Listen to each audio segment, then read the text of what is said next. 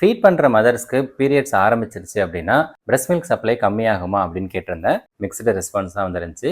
என்ன ஆகுன்னு சொல்கிறேன், நோட் பண்ணிக்கோங்க. பிரஸ்ட் மில்க் சப்ளைக்கு தேவையானது ப்ரொலாக்டின், ஆக்சிடோசின் அப்படின்ற 2 ஹார்மோன்ஸ். மதர்ஸ்க்கு மாதம் வரக்கூடிய மென்ஸ்ட்ரல் சைக்கிளுக்கு முக்கியமானது ஈஸ்ட்ரோஜன், ப்ரொஜெஸ்ட்ரான், இந்த 2 ஹார்மோன். ஸோ நீங்கள் ஃபீட் பண்ணிகிட்டு இருக்கும்போது உங்களுக்கு பீரியட்ஸ் ஸ்டார்ட் ஆகுது அப்படின்னும் போது உங்கள் உடம்புல ஈஸ்ட்ரோஜன், ப்ரொஜெஸ்ட்ரான் லெவல் கொஞ்சம் அதிகமாகும். ஆனால் அப்படி அதிகமாகிறதுனால பிரஸ்ட் மில்க் சப்ளையில் சிக்னிஃபிகண்ட் சேஞ்சஸ் இருக்காது. உங்களுக்கு அந்த பீரியட்ஸ் வரக்கூடிய 3 to 5 டேஸில் மட்டும் ஒரு 5 to 10% பிரஸ்ட் மில்க் கம்மியாக இருக்கிற மாதிரி தோணும். ஆனால் மற்ற டேஸ்லலாம் திரும்பவும் பழையபடி உங்களுக்கு பிரஸ்ட் மில்க் செக்ரீஷன் இருக்கும்.